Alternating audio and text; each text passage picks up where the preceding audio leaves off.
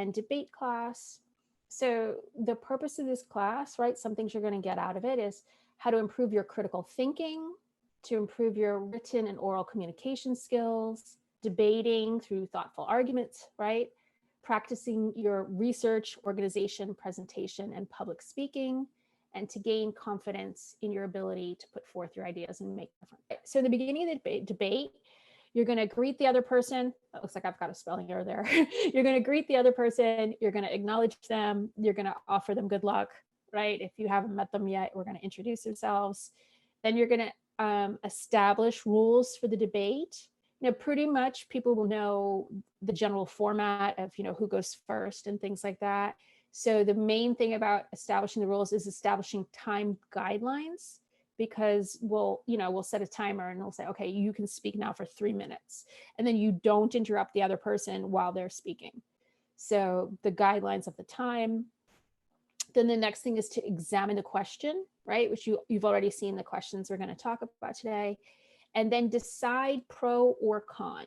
Now, generally in a debate class, and we're going to be doing this here as well, you may feel strongly, let's say you feel strongly pro towards one issue, right? Let's say the issue is carbohydrates are fattening you, and you feel pro. Yes, it's definitely very fattening for you. The teacher or the leader of the debate is going to assign you a pro or con side to argue. So you might feel very strongly, yes, carbohydrates are really fattening for you, but the teacher might assign you to the con side, right? So they might assign you to the negative side. So whatever the topic is, you have to be prepared to argue either side. And you also have to be prepared what the other person might say. So this is an important skill that you learn how to debate, even if it's not really what you kind of really believe is your true self, what you think about it, because we're learning the skills. All right.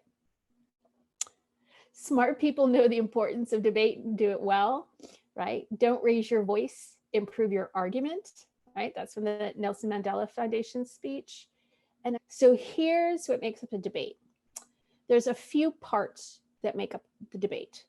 And when we talk about them, we call them the assertion and the reason and the evidence. So the assertion, right, is a confident or forceful pro or con claim, statement of fact or belief, right? So this is where you state the point of view you'll be arguing, and you have to be very clear whether you're pro or con, and you have to state it with conviction, right?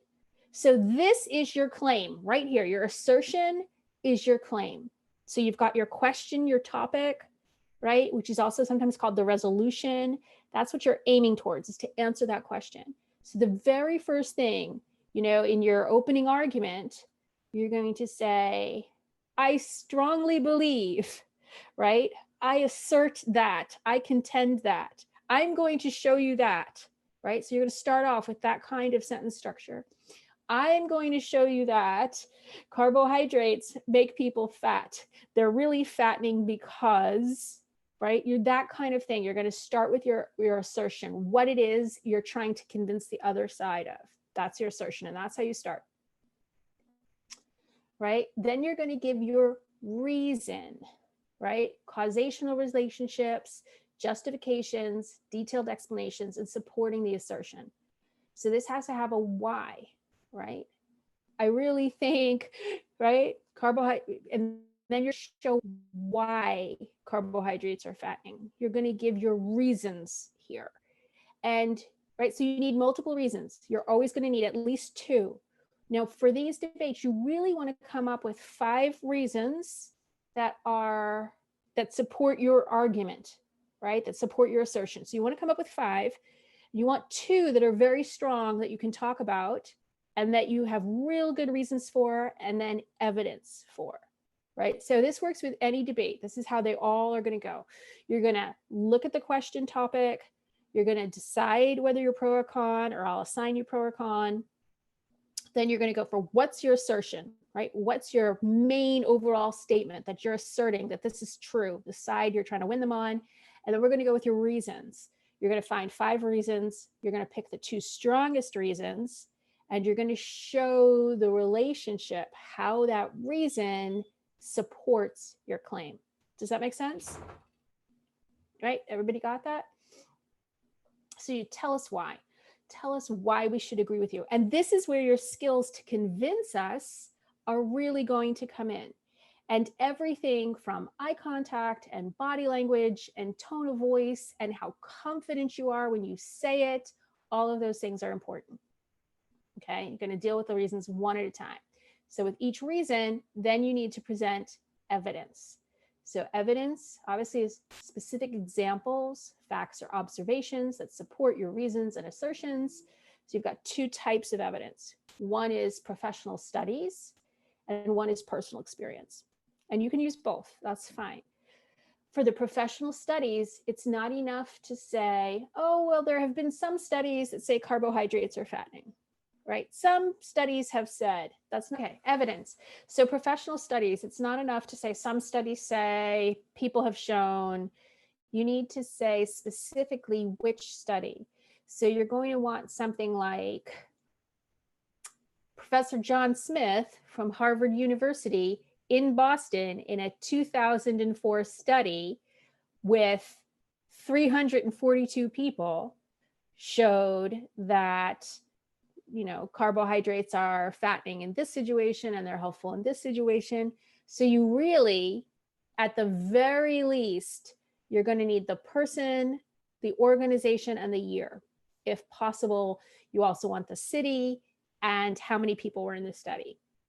So you want to be very concrete. So it's very different to say, oh, some studies say carbohydrates are fattening, as opposed to, oh, this particular study from Harvard by this person in this year on this study with this many people show, right? So that's what you want to do for your professional evidence. Does that make sense? Right?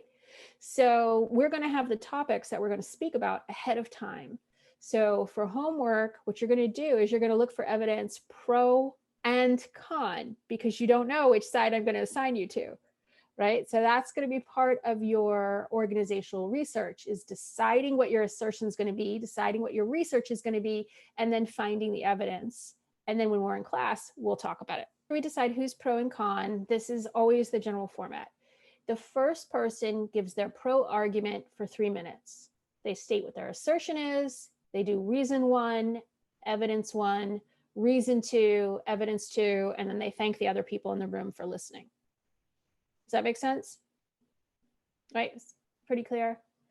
Then the next person who goes is from the opposite side, and it's the cross exam.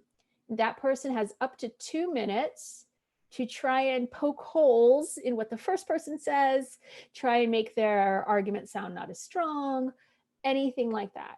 So you're going to first acknowledge the speaker, right? So this is really important.